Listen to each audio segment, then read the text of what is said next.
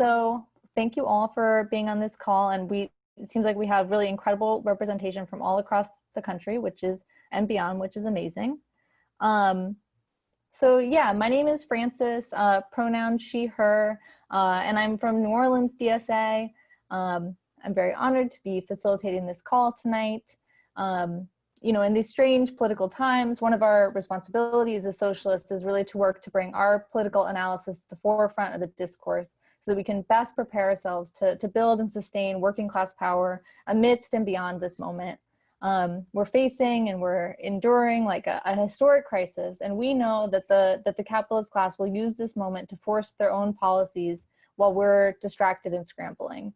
But if we're organized and if we are educating ourselves, then we won't be distracted and scrambling. So how can we best do that? How can we best educate ourselves so that we're ready for this moment? And how can we study the lessons of the past to strengthen our movement for the future? With these questions and goals in mind, DSA's National Political Education Committee has organized 3 national calls, which this is the second iteration of. And these 3 calls touch on the COVID pandemic and its relationship to capitalism. So yeah, thank you all for being here today. Our next call will be on May 12th. That one will focus on working class responses to previous crises. So for today's call, we're going to spend the first portion of the call hearing from our speaker. And then after that, we'll split out into breakout groups for discussion. So we'll have about the first 40 minutes we'll be hearing from the speaker, and then we'll have about 30 minutes for breakout discussions, and then come back together for a quick closing. And while you're in the breakouts, there'll be a facilitator in each of the breakout rooms with some guiding questions. And yeah, so without further ado, I am honored to introduce our speaker, Vijay Prashad, who is a historian, a journalist, and author of 30 books, including Washington Bullets, Red Star Over the Third World, The Darker Nations, A People's History of the Third World, and The Poorer Nations, A Possible History of the Global South. He's also the director of Tricontinental Institute for Social Research. He's the chief editor of Leftward Books, and he's a member of the Communist Party of India Marxist. So yeah, I'm gonna hand it over and take it away. Okay, thanks a lot, Frances. And it's a real honor for me to be with you, with the DSA. It's a huge task for young and not so young socialists to build an alternative political platform in the United States. It's very important that the American ruling class understand that it has to pay the price inside the country for what it's able to do outside the country. For much too long, the American ruling class has got away with murder, literally, because they haven't actually had enough pressure put on them domestically. They've been able to actually squeeze so much domestically that they felt no compunction to do what they've done around the world. So, let me just say it's a matter of great, admiration that you're building the DSA and are going to build an alternative political platform, in a country which desperately needs it, I would say. I'm glad to be with you. It's a terrible time. As you may have seen, this day's news has shown us that more Americans, more people in the United States have been killed by COVID-19 than were killed in America's war against Vietnam. It's quite a statistic. This is a very lethal virus, and it's quite scandalous how particularly the governments of the bourgeois order have been so callous about this virus. I'm going to use the opportunity with you to make a distinction between how the bourgeois order has handled or not handled, incompetently handled the emergence of this virus. Compare that to how the socialistic order has been able to tackle up to now the virus. I think this is a good opportunity for us to distinguish between at least 2 different approaches to this very lethal virus. The two different approaches we at Tricontinental are calling the corona shock. The way we understand it is that the corona shock has shown once again that the bourgeois order is simply not equipped to deal with human problems. Its humaneness is called into question once more. This has given us yet another example of the inhumaneness of the bourgeois order.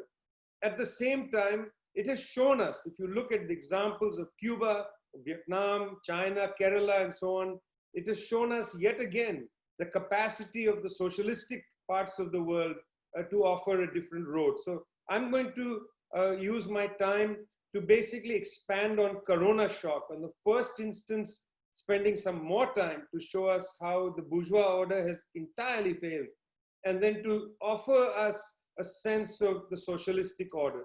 And I'll end with what I hope very much will be a long-term project of building a political imagination, different kind of political imagination inside the United States. So first, the bourgeois order. You know, I could go on at great length about the nature of capitalism, how capitalism generates crises. In fact, how capitalism itself is a permanent crisis. You know, I could go at length, but I don't want to take too much time on that.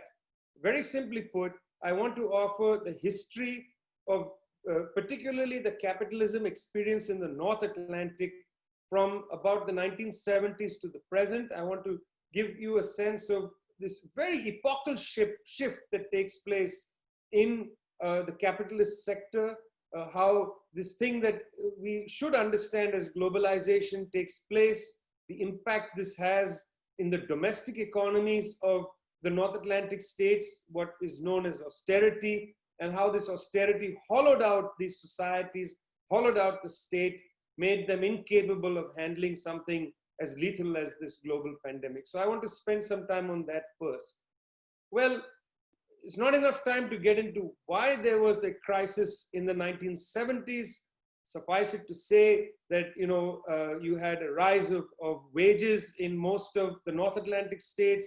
It's also the case that productivity rates started to some extent deteriorate. It's also the case that there was overcapacity in production. There's a host of reasons why there was a crisis in the 1970s. Rates of profits in many key sectors, not overall entirely, but in many key sectors began to fall and so on.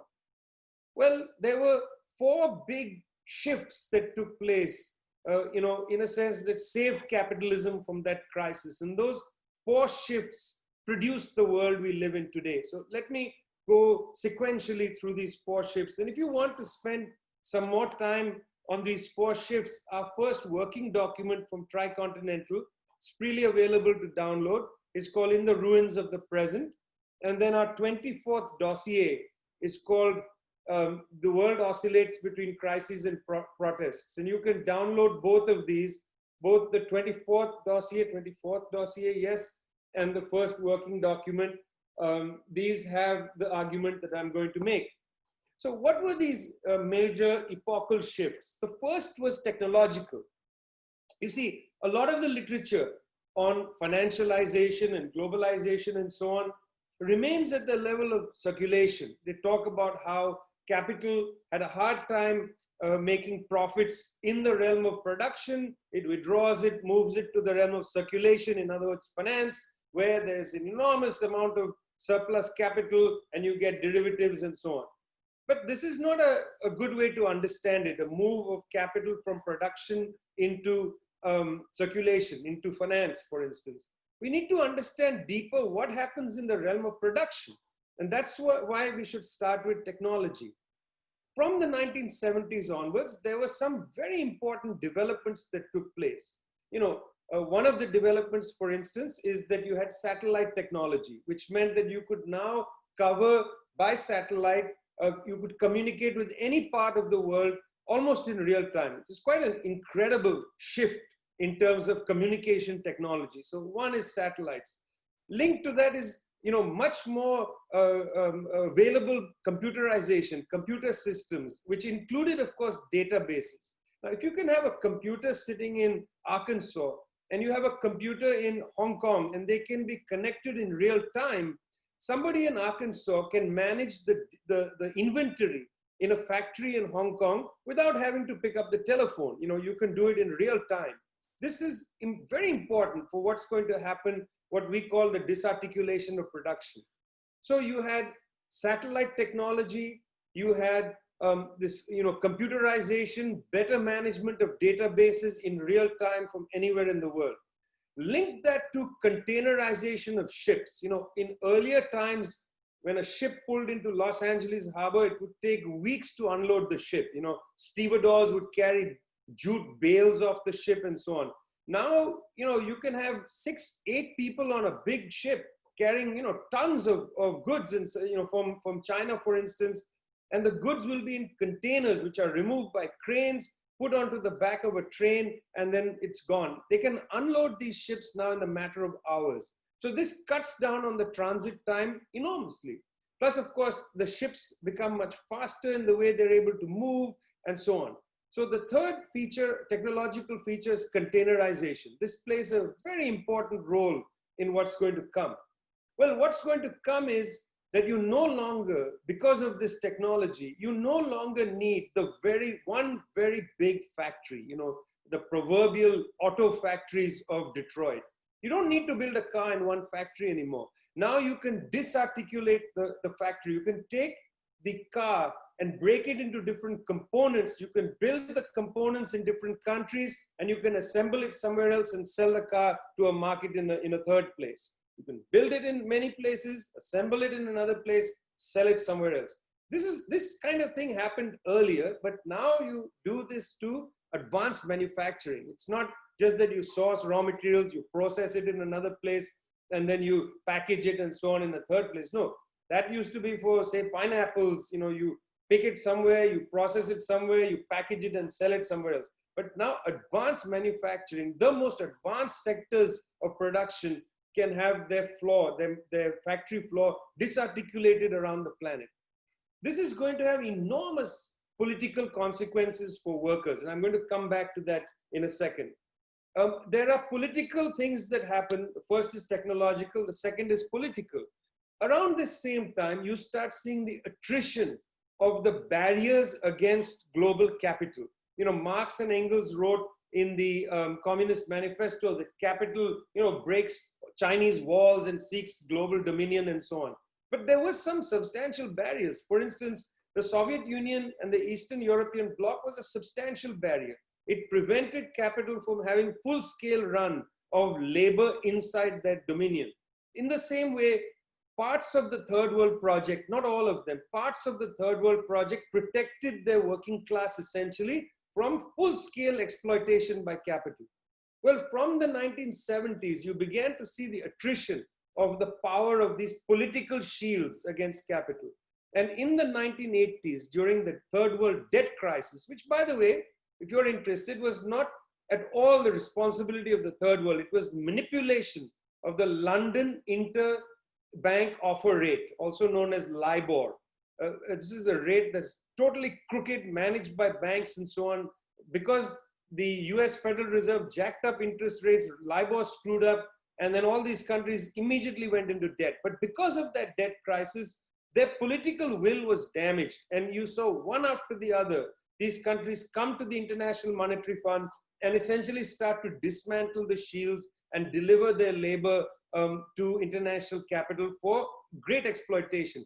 Of course, the Soviet Union is going to collapse. In 1978, the Chinese go on a reform path and decide to open up sections of the Chinese economy, essentially to global capital. Not all of it by a long shot, but sections of it.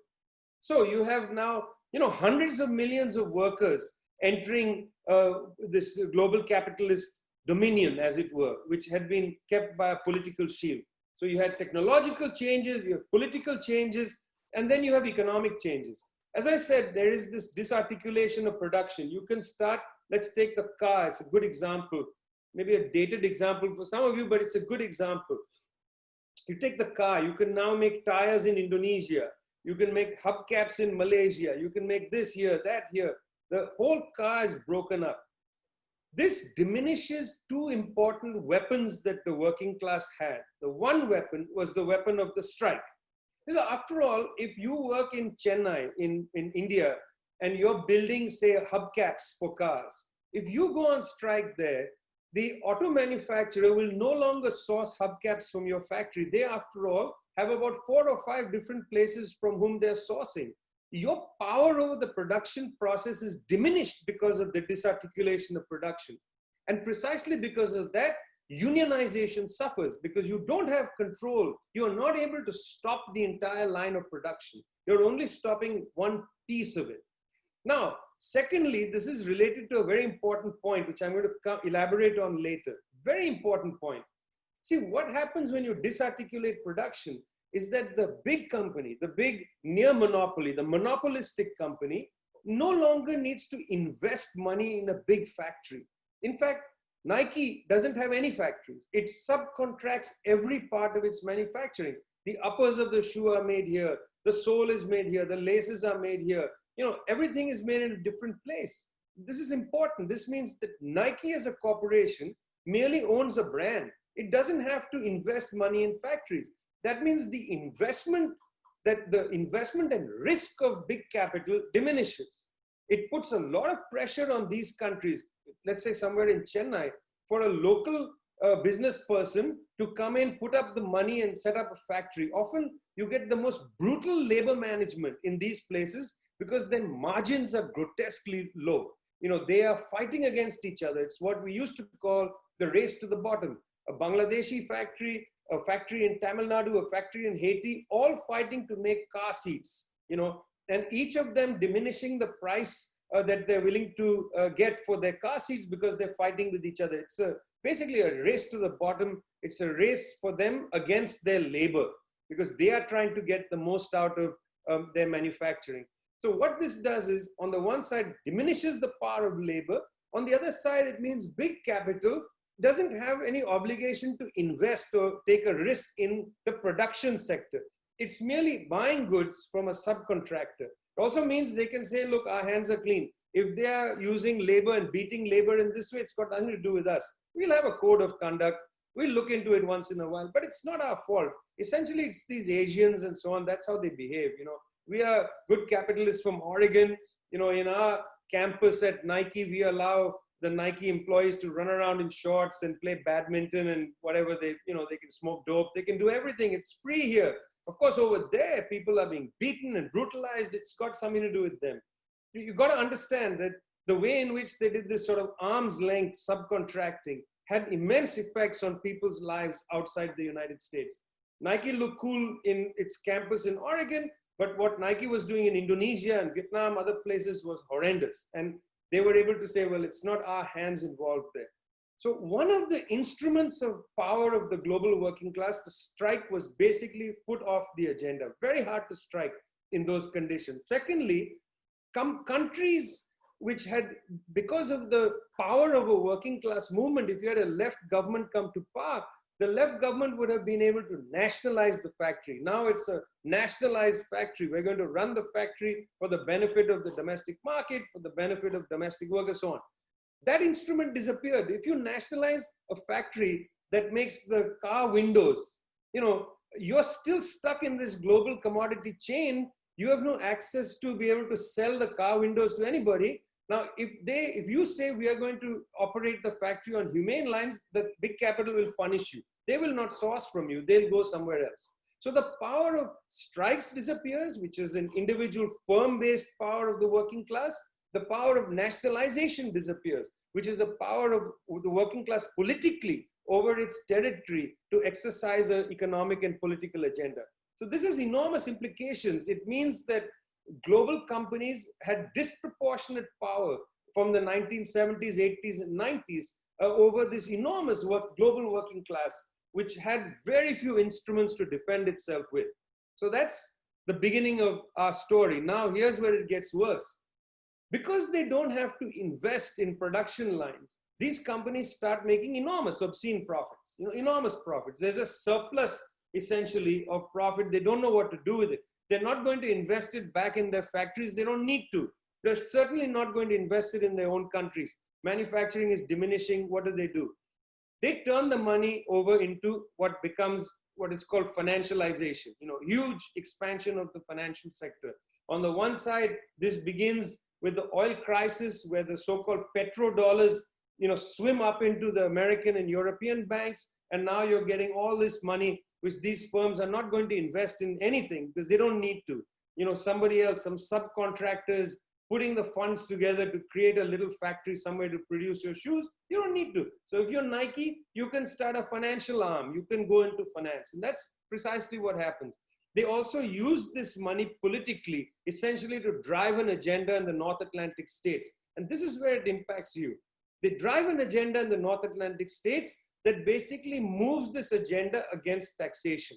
The rich shouldn't have to pay tax. You want the rich to invest, you want them to create jobs, and that whole hallucination is produced in this period. They politically produce this idea, a self-image of what they want to project to you, which is that we are the ones who make capitalism happen.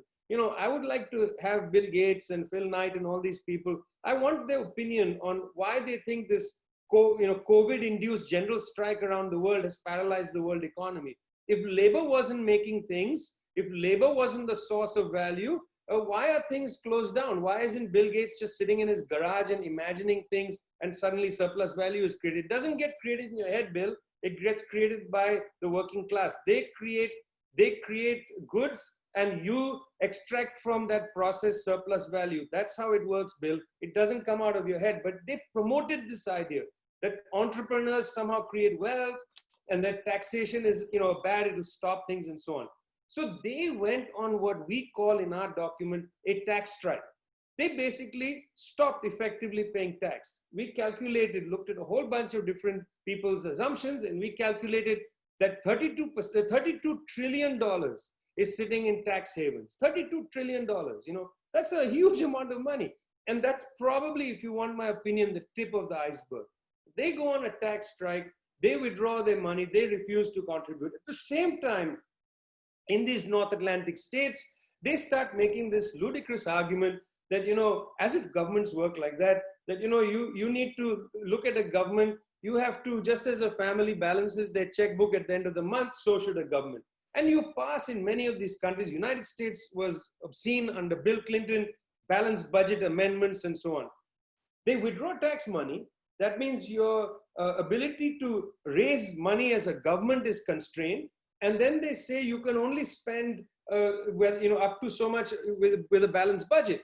Meanwhile, of course, you have to continue buying enormous, vulgar amounts of weaponry, have the enormous military. You're going to have to provide subsidies to corporations at the same time. That's not going to end. But what's going to end, obviously, and here's the concept of austerity, what's going to end is spending on these key areas of education, of health, and of services to the elderly. And basically anything that creates society, what you might consider, and this is a good concept, social wages. Social wages basically will be brought down to virtually zero. No point. Let's privatize everything.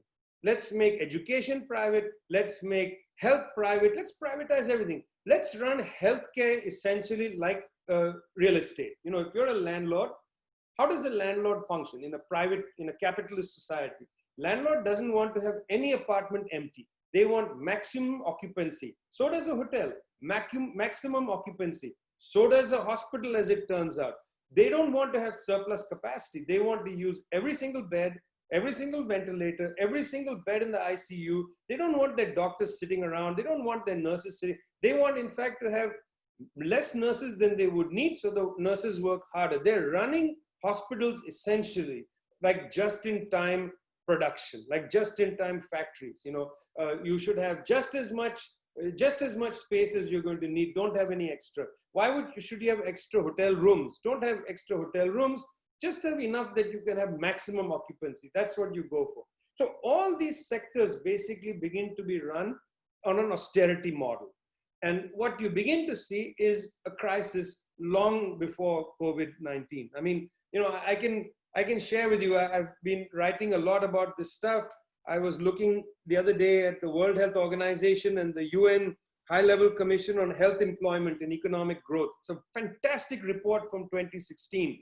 They basically say by 2030, there'll be 18 million healthcare workers less than you need just to manage at a normal level, not to have, you know, a good situation. Just at the bare minimum, there'll be 18 million deficit of healthcare workers in 2030. And in this report, the commissioners wrote, business as usual is untenable. This is not me, a communist, a Marxist, right? This is the World Health Organization, which the Trump administration in a mad way has decided to defund, and the United Nations Secretary General High-Level Commission on Health, Employment and Economic Growth. They are the ones who are saying that the business as usual is untenable. Just give me one moment to tell you something else. The current head of the WHO, Dr. Tedros, who again the Trump administration madly is calling a stooge of the Chinese. Trump, sometimes you don't know where he gets these things from. Well, Tedros said in September 2019, he said, health is a political choice. In other words, austerity, which is indeed a political choice, the nature of accumulation has basically enabled these very rich corporations, very rich individuals who control the corporations. They may not own them, but they control the corporations. They control BlackRock's, they control the Goldman Sachs, they control the investment houses as well. These individuals and these firms have essentially withdrawn their profits from taxation. They are outside tax jurisdiction. They are not contributing into the fund. Now, you will say to me, look, they are so philanthropic. Bill Gates has decided to start the Manhattan Project on COVID. Let me tell you something. I don't want the rich to do philanthropy. Philanthropy is from the age of monarchy. It's when kings in largesse gave money, then you had to kiss their ring. You had to put a big sign that says, you know, the Bill Gates funded cure to COVID-19. No, in a democracy, you pay taxes and the taxes are used socially, and you don't have to thank a plutocrat for opening a hospital wing. You know, we don't want a monarchical kind of giving. We want a democratic form of taxation, utilization of taxable income to produce social wages. That's a proper way to go. It's not even about socialism, by the way. We're just talking about democracy now. We can have another debate. Is democracy possible under capitalism? That's a separate issue. So when they say health is a political choice, what Dr. Tedros is saying, I think is quite correct, is that the capitalist system, which has gone in this direction of globalized, disarticulated production, which has allowed the rich essentially to go on tax strike, which is enforcing austerity on the poor, has made a political choice to have the populations of the North Atlantic states, we're talking about the North Atlantic states, not about India or elsewhere, Brazil, have the population of the North Atlantic states be relatively made illiterate because you're just destroying education, and at the same time, not only to be unhealthy, but to have no way to prepare for something as terrible as a pandemic. This is very important. I'd like you to recall this. Health is a political choice. Now, health is a political choice. Let me pivot to the socialistic order. I'm going to give some examples from Vietnam. And you know, I know people in the United States, when I talk about China or Vietnam and I say socialistic, they'll immediately say, no, Vietnam is capitalistic. People like to do that in the left. I find it tiresome. Especially people in the United States should have a little more humility. After all, the United States military dropped more bombs on Vietnam than was dropped during the entirety of World War II, including chemical warfare against what was known as the Ho Chi Minh Trail, dropping napalm, Agent Orange, destroying Vietnamese agriculture for generations. In 1975, when the United States pulls out of Vietnam, the very next day, American socialists and Marxist professors will say, well, it's no longer, it's not a socialist country, they sold out. Thanks a lot for your information and for your learned opinion. But let's look closely from Vietnam from within the country. And let's look at precisely this situation. I'm going to make 4 points of why I make the argument that in this socialistic order, matters were handled much differently. The first is that in each of these places, surprise, surprise, Kerala, Vietnam, China is a slightly different story. And if you go to our Tricontinental website, you'll see that today we released a study called China and Corona Shock, which goes over what happened from December 2019. There's a very effective timeline based on Chinese sources. My colleagues Wei Yan Zhu and Du Xiaojian and I went through the material, and we produced a document that I very much would like you to see. I'm not going to talk about China because it's different. They had to first find out what was happening. The example of Vietnam and Kerala is really quite interesting.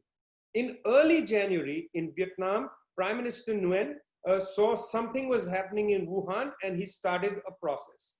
K.K. Shailja, the health minister in Kerala, governed by a communist government, population 35 million, not a small place by any measure. In both these places, the first thing they did was they had a science-based attitude towards the virus coming out of China. They didn't have this hallucination of Donald Trump, Boris Johnson. You know, you see these bozos on both sides of the Atlantic, Bolsonaro, Narendra Modi in India, absolutely callous attitude, unscientific attitude towards what was happening. So the first thing that differentiates these two orders in a way is the attitude, the scientific and non-scientific attitude to something that is occurring, which is of great trouble and worry. That virus was very lethal. You needed to understand the science of it. You got to take that seriously. You know, in the United States, the head of Health and Human Services, Mr. Alex Azar, is a former Eli Lilly, in other words, a pharmaceutical company executive. Basically sat on his hands for 2 weeks in January. He was too scared to tell Donald Trump what was going on, what they were hearing from Wuhan, even though the head of China CDC, Dr. George Gao, called the head of US CDC, Robert Redfield, and wept on the phone on the 3rd of January and said something terrible is happening. For 2 weeks, Alex Azar didn't even tell Trump that. You know, that's the level of incompetence. That's the sin, in a sense. Seriously, I'm using that word advisedly. The sin of commission. You know, 1 million people struck with this. I mean, what is he up to? He just didn't bother to, because he had a non-scientific attitude, first thing. Secondly, in all these areas, even Kerala, which is just a state within the Indian Union, even Kerala, the state took every single resource possible and put it into play to help deal with the virus. In Vietnam, it was remarkable. They immediately put the public sector into making masks, hand sanitizers, ventilators, protective equipment, and so on. They made so much protective equipment that this country, which was ruthlessly bombed by the United States, last week sent 440,000 units of protective equipment to the United States. I mean, this should have been the front page in the New York Times, that Vietnam sent 440,000 units of protective clothing to the United States, which has produced barely what is necessary, because you don't have a public sector that can pivot in, come in and start producing goods that are socially needed. You have the profit motive. They're going to sit on their hands until the price is offered, which is right to them. Only then perhaps will they produce. It's a ridiculous thing. The difference is really very stark.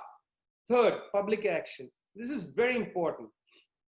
You see, in places like Kerala, there are trade unions, there are women's organizations, and there are cooperatives, you know, real cooperatives. Marx, when he looked at the Paris Commune in 1870, he said that the Paris Commune has given us the form of politics for the future.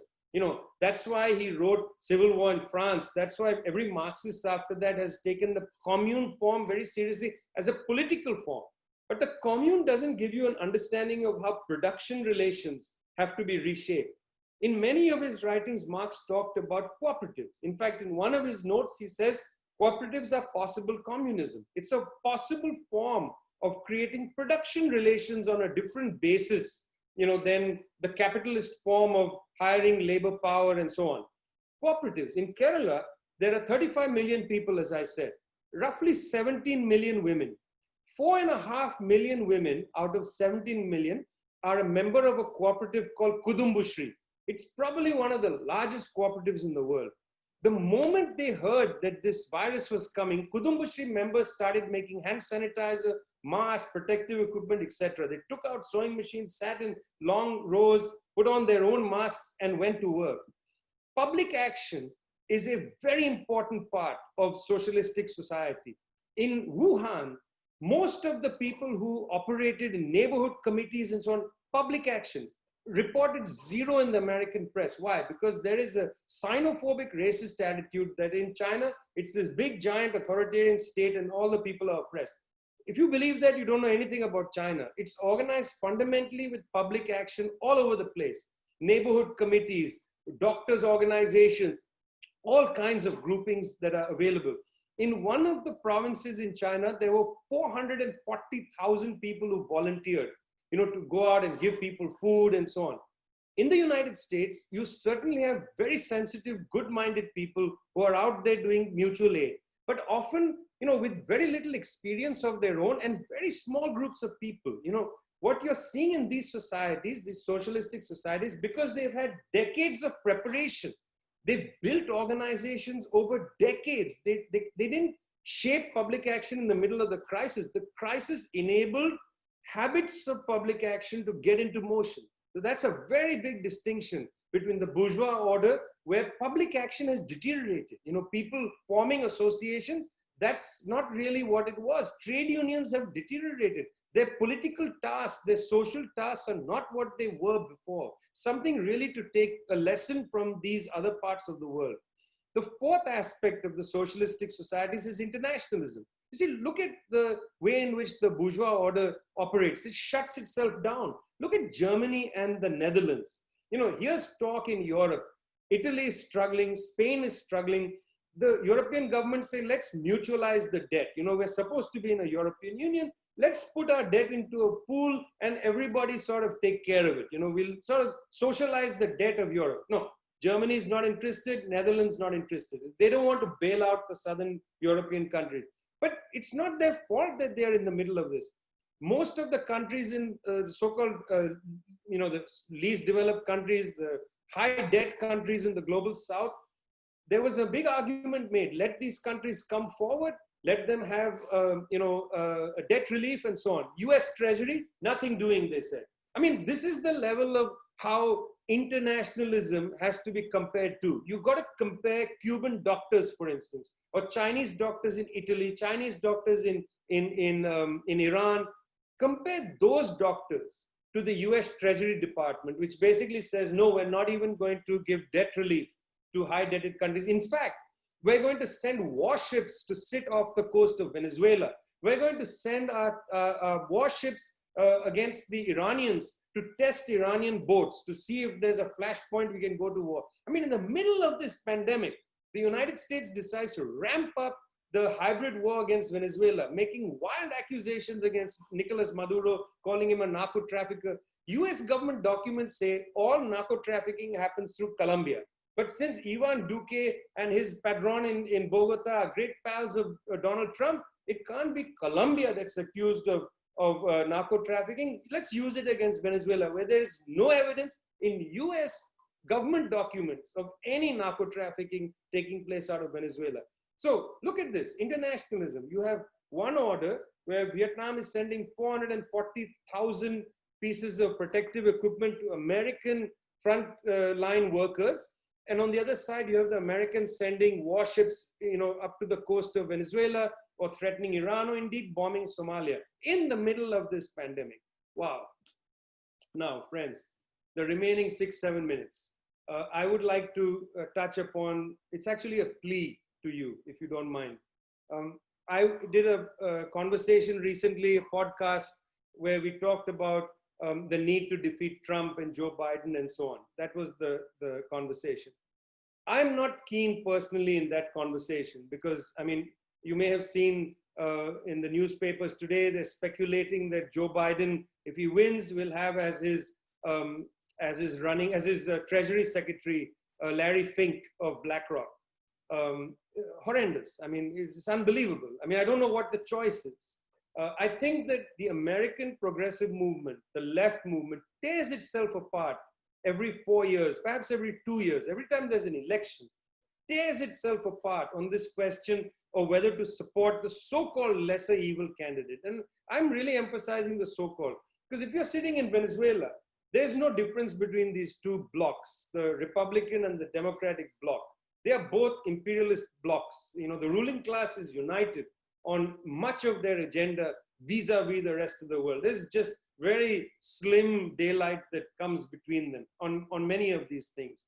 I think that the American left movement every 4 years, every 2 years, tears itself apart on the question of whether to support, some milquetoast Wall Street Democrat against a totally lunatic Republican. Because face it, Republicans are insane. I get that. But the Democrats, milquetoast, basically Wall Street Democrats. This becomes the choice. Don't tear yourselves apart over this question. It's an important question. I mean, I'm fundamentally very closely reader of Lenin, and I understand the importance of utilizing bourgeois elections and so on. I'm not saying you should sit out of elections. But much more important than November is you need to develop a decades-long project. What is your project? What is your socialist project for the United States of America? How are you going to shift the balance of forces? How do you understand the reservoirs of potential strength inside this country? What's the long-term imagination? How are you going to talk to people about the need to robustly finance health, robustly finance education? Are you going to be able to talk openly about the need to have capital control, to bring the tax haven money back into this country, to use that taxation productively? Are you going to be able to argue fundamentally against the way these stimulus packages, whether voted in by Republicans or Democrats, basically bail out capitalism? This is not a stimulus for socialism. It's a lifeboat for capitalism. Do we have another project? Socialists have to have a project. Socialists should not always react to what the capitalists are doing, what the bourgeois order is doing. Don't allow yourself to be trapped in this reaction. Create a project, shift the terms of discussion. It's very important. They will keep telling you, liberals will keep telling you, what's your view on November? Change the topic, have another framework for discussion. We've got to present a socialist agenda that enables the culture to shift so that the habits of public action are created, so that you're capable of showing people an alternative path forward. Far more interesting, I feel, and therefore more productive, is the way you are all electing people at much more local levels than the presidential level. You know, I was very sad to see Bernie Sanders drop out the way he dropped out. You know, it's the old Eliot line, not with a bang, with a whimper. And it might very well be the COVID-19 and so on, but still, you know, there's a fight to be had, I think, an important fight at this level. But much more important is 10 years, 20 years. You know, I've experienced this debate inside the United States for the last 30 years over who to vote for. And I'm sure there's even antecedents much longer than that. Which lesser evil to vote for, which lesser evil to vote for. It stops the long-term conversation. This generation should not allow themselves to be sucked into that for their lifetime. You have to produce a project. Thanks a lot.